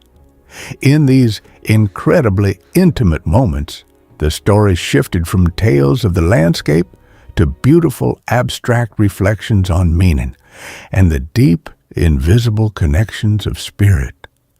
The act of preparing the individual for their final rest was a breathtaking display of love. The community would gently, respectfully lay the body into the earth, often carefully arranging them in a peaceful resting posture, reminiscent of a child sleeping securely in its mother's arms. But what truly defines this profound humanity is the incredibly beautiful way they adorned these quiet spaces. They did not merely clothe the earth, they painted the transition. They would carefully gather pure, vibrant red ochre, a beautiful, iron-rich mineral. They would grind it softly and scatter the bright crimson dust over the resting place. This red earth, perhaps symbolizing the warmth of a setting sun or the vibrant energy of life itself, created a stunning, visually powerful canopy of color. It was as if they were gently wrapping their loved one in a warm blanket of eternal dawn. They would carefully place cherished, beautiful objects alongside them. A perfectly smooth stone they had carried for years, a delicate, intricately carved pendant made of bone, a softly tanned hide for warmth, or a beautiful, iridescent shell brought from the distant sea. In some truly remarkable instances, there is the soft, beautiful suggestion that they lined the resting place with fresh, fragrant flowers, placing the vibrant blooms of early spring around the sleeping form. These gentle additions were not practical tools for survival in this world. They were an expression of something incredibly vast. They were beautiful, abstract wishes. Perhaps they believed the individual was preparing for a quiet, peaceful journey to a place beyond the setting sun. Perhaps they felt the person's essence would gracefully return as a gentle rain, or a protective spirit that would quietly watch over the children as they slept. The exact details of their beliefs may be lost to time, but the profound emotional resonance remains completely intact. This incredibly tender preparation was not just a tribute to the one who had passed. It was a deeply healing balm for those who remained. The shared act of gathering the ochre, of placing the beautiful stones, of singing the slow, rhythmic, ancestral songs of farewell, these actions wove the community together in a profound state of shared memory and deep, comforting solace. They grieved together, they honored the cycle together, and they found a profound, settling peace together. In this way, the social bonds of the group were not just pleasant conveniences for sharing food, they were the absolute core technology that allowed human beings to make sense of the vast, mysterious universe. Your ancestors did not endure simply because they were physically capable. They flourished because they were deeply embedded in this magnificent, invisible network of absolute care, boundless communication, and profound, enduring memory. Every single elder who shared a story by the light of the stars, and every peaceful, ochre-dusted farewell beneath the earth, reinforced the beautiful truth that no one ever walked entirely alone. The memories of those who had returned to the earth were carried forward softly, held forever within the long, unbroken chain of stories told near the glowing embers. These beautiful acts of remembrance transformed the physical landscape itself. A specific grove of trees, a quiet bend in the river, or a particular overhang of stone became deeply sacred spaces, holding the peaceful rest of their ancestors. When the group traveled past these quiet sanctuaries in later seasons, they would pause in absolute loving respect. They would perhaps leave a small, beautiful stone or a sprig of fragrant sage, acknowledging the continuous, unbroken presence of those who had gone before. This transformed the vast wilderness from a place of simple survival into a deeply personal, intimately connected home. Every feature of the natural world became saturated with memory, love, and spiritual depth. The profound, quiet dignity of these traditions provided an incredible sense of stability and emotional warmth for the entire band. As the sun dipped below the horizon on these solemn days, the community would sit very close together, wrapped in warm hides, sharing the silent comfort of proximity.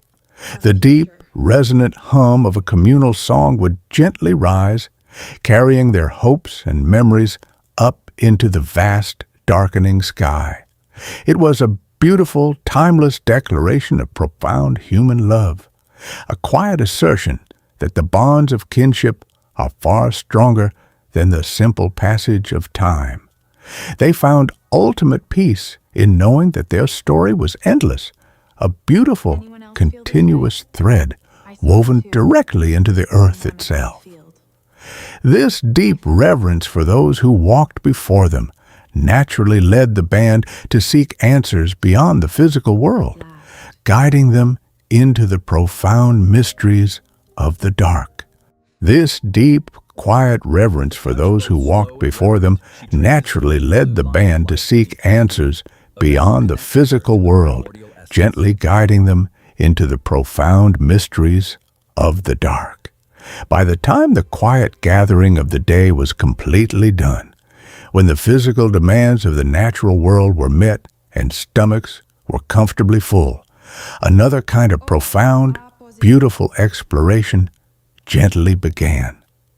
It was an endeavor that did not fill the woven baskets or shape a new stone tool, but it was just as deeply essential to their continued peaceful existence. They had to make beautiful, deeply lasting sense of the vast, breathing world around them.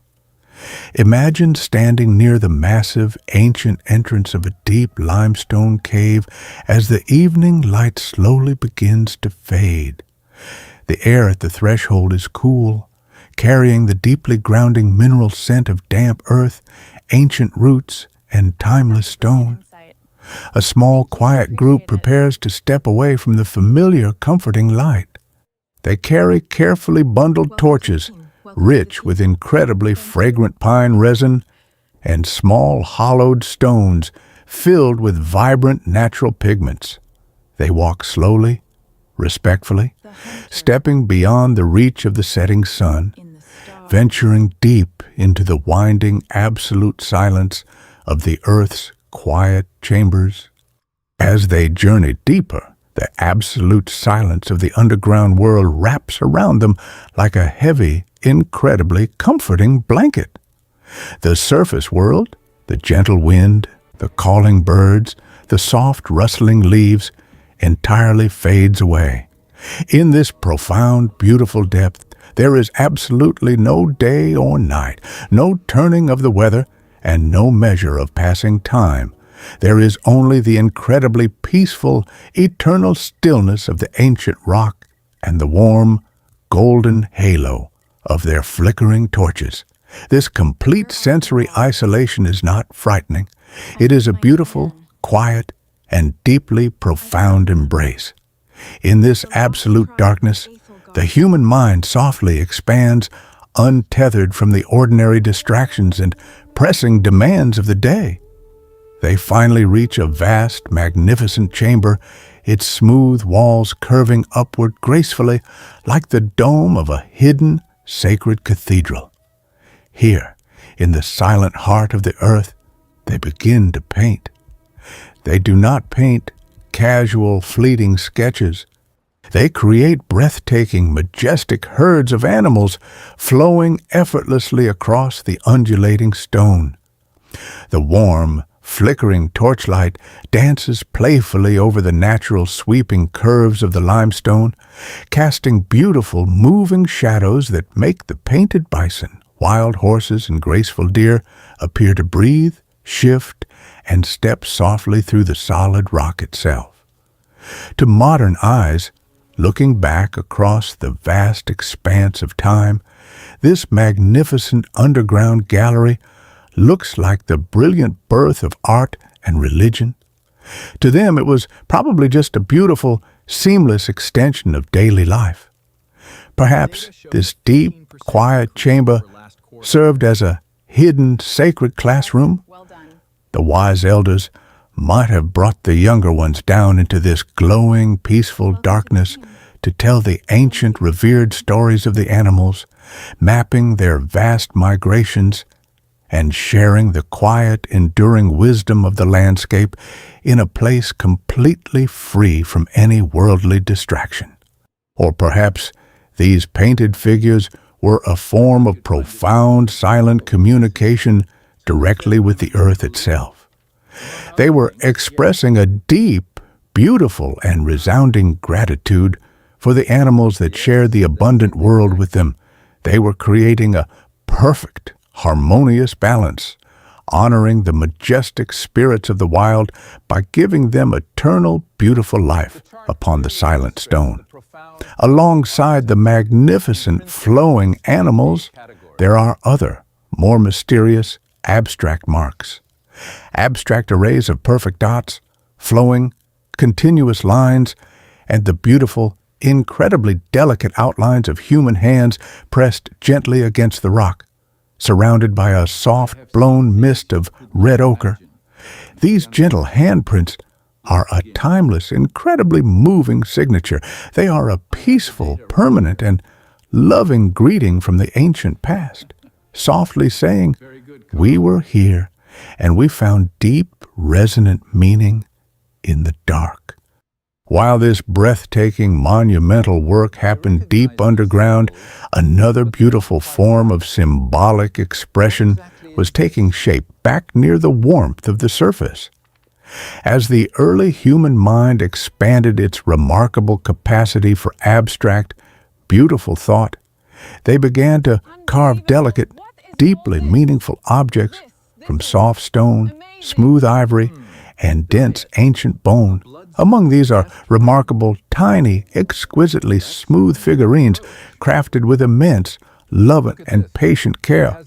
These small, flawless sculptures were not meant to be exact, literal portraits of any specific individuals. Instead, they were beautiful, abstract stone tributes to absolute abundance and the enduring miracle of life. They celebrated the incredible, life-giving essence of the vast natural world. Held comfortably in the warm palm of a hand, gently polished by the continuous touch of the person carrying it, such a figure might have been a gentle, quiet charm. It was a physical, beautiful prayer for a bountiful, generous season, for the safe, healthy arrival of new life within the band, and for the continued, deeply nourishing embrace of the generous earth. When a person held this small, beautifully rounded stone close to their heart, they were holding a physical representation of profound, infinite, and beautiful hope. They were beginning to see the material world as a vast, deeply interconnected web of living symbols, where a small, carefully shaped piece of the earth could powerfully and perfectly represent the unending, glorious cycle of nature itself.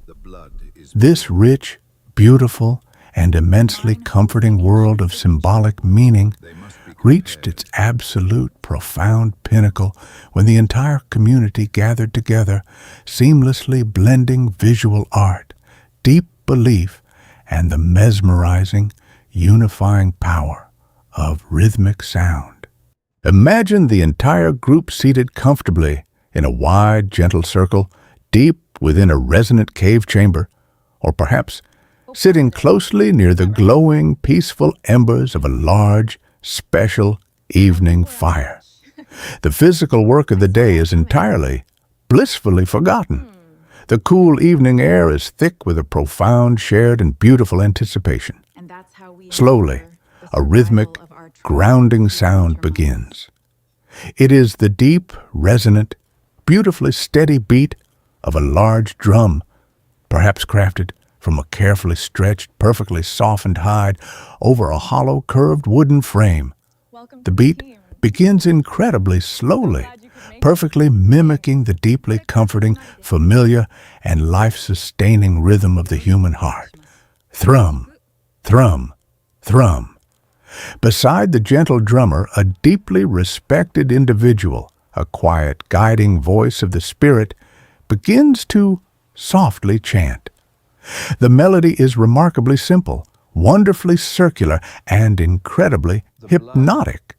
It gently rises and falls, with the graceful, unbroken cadence of slow ocean waves, softly meeting a quiet shore. As the deep, mesmerizing rhythm continues, steadily maintaining its perfect, unbroken, and anchoring pulse, the invisible boundaries between the gathered individuals softly, beautifully begin to dissolve. When absolutely everyone moves in perfect time, when they breathe together in the exact same slow cadence, and when the rich, rhythmic sound reverberates smoothly through the enclosed sacred space, the group beautifully and entirely becomes a single, perfectly unified organism.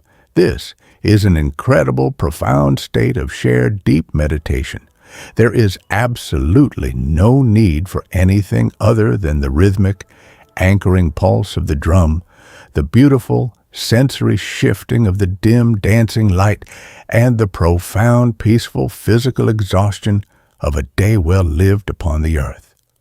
The incredibly focused, wonderfully repetitive nature of the drumming naturally and gently guides the human brain into a deeply relaxed, wonderfully altered, and profoundly peaceful state of consciousness. The collective mind, bathed softly in the resonant low sound and the warm, dancing amber shadows, begins to peacefully dream while entirely, perfectly awake. In this beautiful, communal, and deeply connected trance, the grand, sweeping stories of the stars, the ancient guiding spirits of the animals, and the deep, invisible, nurturing forces of the earth feel profoundly, tangibly real and incredibly close. They are experiencing the vast, beautiful, and endless mysteries of existence, not as separate, lonely, or isolated observers, but as a deeply connected, singular, and profoundly harmonious presence.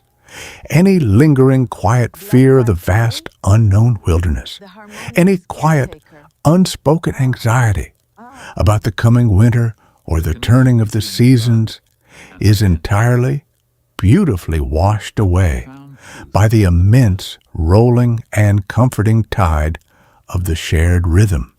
They are completely safe, enveloped within the loving, resonant sound of their cherished community and the protective, ancient, and enduring embrace of the deep earth. This incredible, peaceful social technology, this remarkable ability to seamlessly synchronize their minds and spirits through pure rhythm and sound, was the ultimate, invisible glue that held the early humans together. It provided an emotional, deeply rooted resilience that no physical shelter could ever truly offer.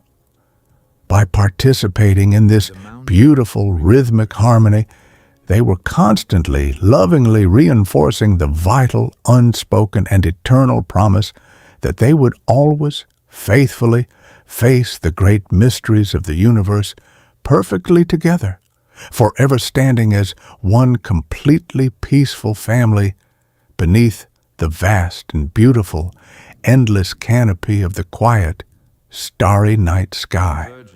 As the deep, rhythmic echoes gently fade against the limestone walls, the cooling evening air begins to call the group back to their shared center. As the deep, rhythmic echoes gently fade against the limestone walls, the cooling evening air begins to call the group back to their shared center. By late afternoon, the fundamental nature of the light begins to change. The vibrant golden energy of the day gradually softens, and the shadows begin to stretch remarkably long and elegant across the terrain. As the colors slowly drain out of the landscape, leaving behind incredibly peaceful shades of silver and indigo, the ambient temperature drops beautifully and noticeably. For Paleolithic people, this is not just a beautiful sunset. It is a deeply understood, profoundly peaceful signal. It is a quiet, natural bell telling everyone that the expansive outward energy of the day is gently coming to a close. The vast, open landscape that felt so beautifully boundless and welcoming in the bright daylight gradually begins to feel vast and quiet in a very different way as the twilight deepens. Your ancestors begin to contract their world, pulling their awareness softly inward, drawing their focus back to the exact same warm, glowing center that has defined safety and evening comfort for humans for hundreds of thousands of years. The return is a gentle, unhurried drift toward the fire. The fire is not merely a tool for warmth or a method for preparing food. It is a profound, beautifully defined boundary line. It is the absolute glowing center of human existence. Inside the circle of incredibly warm dancing light is us, safety, comfort, and deep companionship. Everything outside of that warm circle is simply the vast, breathing wilderness returning to its own ancient, quiet rhythms. As the sun sinks below the horizon, people drift back naturally. The gatherers return with their final heavy loads of fragrant wood and late afternoon discoveries. The others follow softly, their steps slowing down, aligning with the quiet turning of the earth. The entire noise level of the camp shifts beautifully. The daytime work, characterized by the crisp sounds of chipping stone and voices calling out across the sunny distances, transitions smoothly into something much more contained, incredibly intimate, and deeply relaxing. You hear the comforting crackle of the newly fed fire, the soft, muted murmur of gentle voices as people sit closer to the warm stones, and the rhythmic, deeply soothing sound of hands preparing for the night. Before the group fully settles into rest, there is one more essential, deeply comforting task. It is the careful construction of their beds. In this ancient context, a bed is a brilliant, vital form of comfort. Sleeping directly on the bare, cooling earth draws away essential warmth. So they have learned over countless generations exactly how to build incredible soft layers of insulation between themselves and the cooling ground. The preparation is a quiet, incredibly satisfying routine. First, a space is swept entirely clean of any small stones or debris. Then someone gathers thick, generous armfuls of dry, remarkably springy grasses, soft, fragrant pine needles, or broad, pliable leaves. These are laid down carefully, creating a thick, incredibly yielding base that traps tiny pockets of warm air. This incredibly soft, fragrant mattress is then beautifully covered. They unroll large, expertly tanned animal hides, placing the softest, most luxurious side upward. These layers create an incredibly cozy, completely insulated nest, perfectly designed to hold the body's warmth throughout the deepest, coolest hours of the night. It is a profound comfort, built gently by hand every single evening. As these comfortable resting places are prepared, the final meal of the day is gently distributed. The food has been cooking slowly, absorbing the deep, earthy flavors of the fire. The distribution is quiet, graceful, and deeply equitable. It is a wonderful, peaceful conclusion to the day's physical efforts. Everyone is satisfied, the deep nourishment settling wonderfully in their tired bodies, bringing a profound, heavy sense of physical peace. It is in this deeply relaxed, post-meal quiet that the true magic of the evening camp fully blossoms. The conversation changes beautifully. It is no longer about the practicalities of the day. It drifts softly toward gentle reflections, the sharing of beautiful, winding stories, and the quiet observation of the stars appearing one by one in the vast, darkening canopy above. They sit closely together, wrapped warmly in their soft hides, the firelight reflecting beautifully in their eyes. The soft hum of voices blends perfectly with the rhythmic, deeply comforting crackle of the burning wood. But the humans are not the only ones finding profound comfort around this glowing, ancient hearth. At the edge of the firelight, moving with incredible ease and a quiet, ancient familiarity, are the very first dogs. These are not exactly the domesticated companions we know today, but rather the beautiful, incredibly intuitive wolves who first chose to step out of the deep shadows and share the warmth of the human circle. Over countless generations, a beautiful, unspoken pact has been formed. These magnificent creatures recognize the immense safety and comfort of the fire, and the humans recognized the incredible, devoted vigilance these animals offered. Now, they are an integral, deeply loved part of the community. As the evening deepens, these incredible, beautiful animals settle down incredibly close to the sleeping humans. You hear the heavy, rhythmic thud of a large wolf circling softly, finding the perfect, comfortable spot right at the edge of a soft hide. Then there is a long, incredibly deep and contented sigh as they rest their heavy head perfectly on their paws. Their breathing falls effortlessly into the exact same slow, beautifully hypnotic rhythm as the resting humans. Their presence offers an incredible, profound layer of absolute security. They are perfectly tuned to the incredibly subtle frequencies of the natural world. If the wind shifts slightly, or if there is a faint, distant movement far beyond the reach of the firelight, the wolf's ears will gently twitch, silently acknowledging the vast living world. They are the ultimate quiet guardians, allowing the humans to sink deeply, perfectly, and entirely into the most profound, incredibly relaxing sleep imaginable.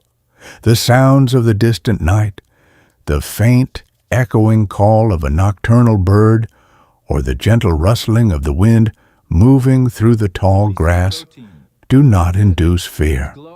Instead, they serve as a beautiful, natural lullaby. These soft, distant echoes of the wild simply reinforce the profound, cozy feeling of absolute safety within the warm, glowing circle of the fire. The distant sounds are merely a gentle reminder of the vast, beautiful world outside, making the deep comfort and profound safety of the camp feel even more incredibly precious and absolutely impenetrable. Gradually, the quiet conversations gently thin out, dissolving smoothly into the soothing silence. The fire slowly drops from bright, dancing flames into a magnificent, deeply glowing bed of rich, incredibly warm coals. The harsh, bright oranges soften beautifully into the most relaxing, deep, and comforting reds. Someone quietly, methodically adds one last, sturdy log. It is not for cooking, but simply to keep the comforting warmth alive until the morning sun returns. Tiny glowing sparks rise gracefully, vanishing softly into the vast darkness, briefly imitating the endless beautiful stars above before gently going out. People find their warm places on the incredibly soft bedding. Children wedge themselves comfortably between the adults, their small heads tucked against warm, secure shoulders. An elder gently pulls a soft hide up securely around their neck, their hands folded comfortably under their cheek. A hunter, feeling beautifully sore and entirely satisfied from the long day, stretches out comfortably on his side, directly facing the incredibly warm fire, one arm draped loosely, lovingly over the massive, deeply sleeping dog that has chosen to share his absolute warmth tonight. The sounds of the camp settle completely into incredibly peaceful layers. Nearby, there is the gentle crack and soft, continuous sigh of the fire. There is the slow, perfectly rhythmic, and completely synchronized sound of communal breathing. There is the occasional soft murmur from someone caught wonderfully in a peaceful dream. The entire group is wrapped in incredible, beautiful layers of protection they have built themselves through deep, ancient knowledge. They have the profound safety of the location the incredibly warm, carefully maintained fire, the incredibly soft, insulated beds, the warm, unbreakable circle of loving kin, and the deep, vigilant breathing of the animals that chose to love them. They are as safe, as warm, and as completely peaceful as any human has ever been. This is what a day in the long, beautiful life of our ancestors ultimately leads to. It is a nightly, perfectly guaranteed return to a deeply shared center. It is a return to absolute warmth, to beautiful story, and to the profound, unshakable feeling that this small, incredibly bright circle of light in the vast, beautiful dark is entirely, absolutely, and perfectly enough. As the last stories drift upward like sparks into the vastness of the sky, the camp surrenders to an ancient silence, leaving a profound echo for us to follow. Following that profound echo across the vast ocean of time, we arrive at a simple, beautiful question. After all of this, what did early humans actually do all day? They worked, they walked quietly across the land, they gathered the sweet fruits of the earth, they carried the heavy, satisfying weight of the harvest, they shaped the stone, they smoothed the leather, they tended the flames, they watched the shadows. But that was not all. They also rested. They stared into the deep, glowing embers and did nothing at all. They watched the clouds drift lazily over the rolling hills. They watched the herds pass along the distant horizon. They told slow stories, stories that took entire evenings to unfold. They played. They laughed softly. They traced patterns in the dust. They sang. They slept. Their lives held physical effort, but they also held long, unbroken stretches of quiet time, a gentle pulse of exertion, followed by a vast ocean of ease, moving perfectly with the light, moving perfectly with the seasons. This is the balance we sometimes forget. We have built a world of incredible things. We have lights that banish the dark. We have devices that hold the knowledge of the world, but in gaining all of this, we have sometimes lost the quiet, the deep, unstructured peace. The irony is profound. We built these tools to grant us time, yet we filled that time with a constant humming noise. Your ancient ancestors never hurried. They never checked a screen by the light of the fire. When the sun went down, the world simply paused. There were only a few natural choices: to talk, to listen, to dream, to rest. Their attention belonged entirely to the present moment, to the people sitting beside them, to the fire warming their hands, to the stars turning slowly overhead. And tonight, you can choose to do the same. You can step away from the rushing stream of the modern day. You can leave the digital world behind. You can let the noise simply fade. You do not need to solve anything tonight. The demands of tomorrow are far away. You can just let them go. You can loosen your grip. Beneath the surface, the things that truly matter have not changed. The human heart still seeks the exact same comforts. We still need community, the feeling of being known, the feeling of a shared circle, even if that circle is separated by vast distances, even if it is a community of quiet listeners sharing the same story across the dark. We still need beauty, the impulse to create something purely for the joy of it, the simple hum of a melody, the stroke of a brush, the rhythm of a peaceful thought. We still need the natural world.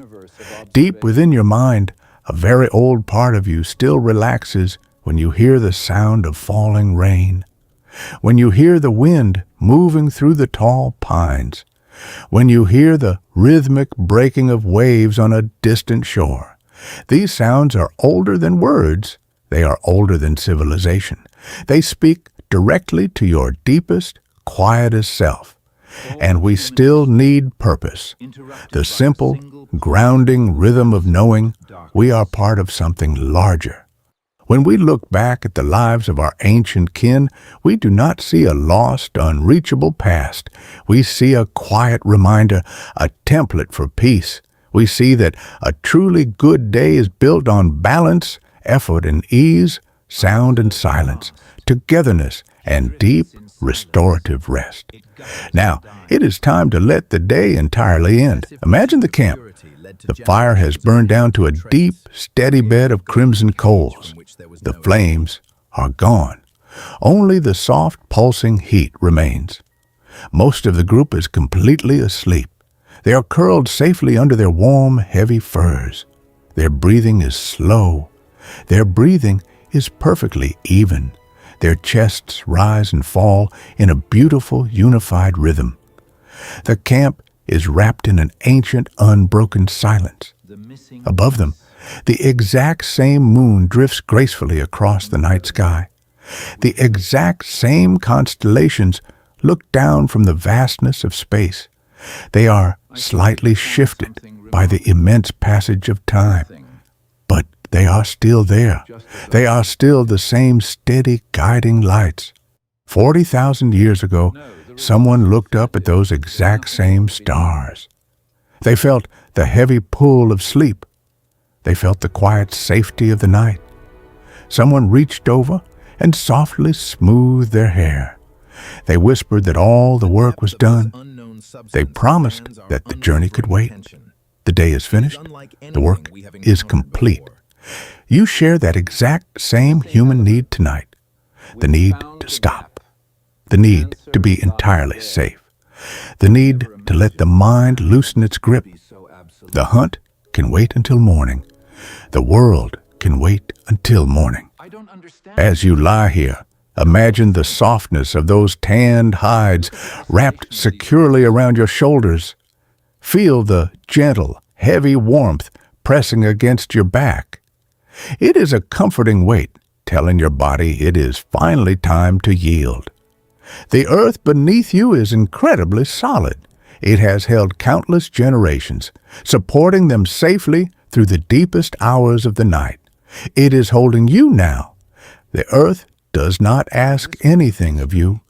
It simply offers a place to rest. Listen to the wind moving gently through the ancient valley.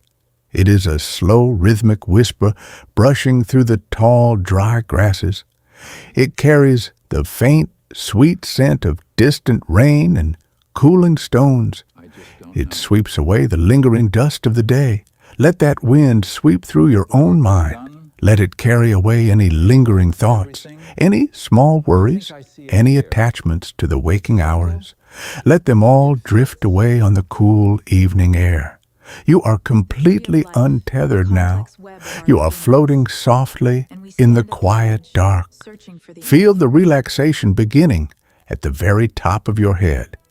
It is a warm, soothing sensation that slowly moves downward. It relaxes the tiny muscles around your eyes. It smooths the lines of your forehead. It allows your jaw to completely unclench. The tension is melting away like frost under the morning sun.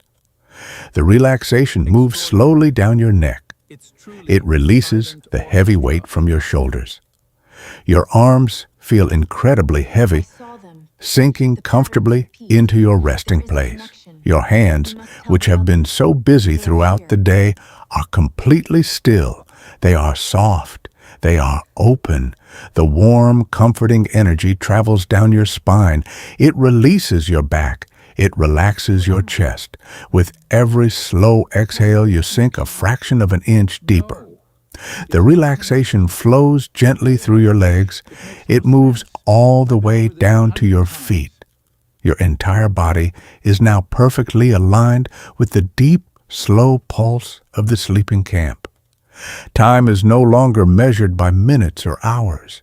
It is only measured by the slow, steady rhythm of your own breathing.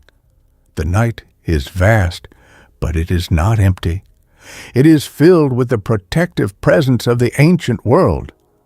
The ancestors who walked this path before you knew the profound value of this deep rest. They knew that sleep was a sacred bridge between the efforts of the day and the brilliant promise of tomorrow. They surrendered to it fully, trusting the turning of the earth. You can trust it.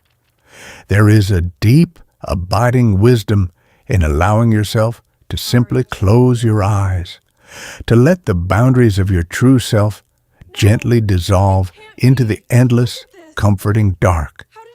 If you have found peace in this quiet journey into the past and wish to walk with us again through these gentle corners of history, you can quietly choose to stay with us, inviting these stories to return when night falls.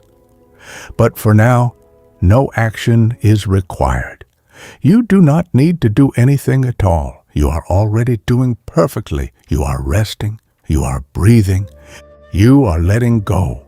Feel the weight of your body sinking deeper into your resting place. Feel the tension leaving your muscles, your shoulders, your hands, just as the embers in the ancient fire slowly lose their bright heat. Your thoughts are becoming softer. They are becoming cooler. They are slowing down. The bright colors of the waking day are fading into a comforting deep blue. The deep blue is fading into a soft, protective black. The air is cool and still. The earth is supporting you. You are completely safe. You are completely warm. The shadows are long and peaceful. The breathing around you is slow and steady. You are part of this ancient circle. You are held by the same earth. You are covered by the same sky. Let the silence wrap around you. Let the darkness comfort you. There is nothing left to carry. There is nowhere else to be. Drift now. Drift into the deep.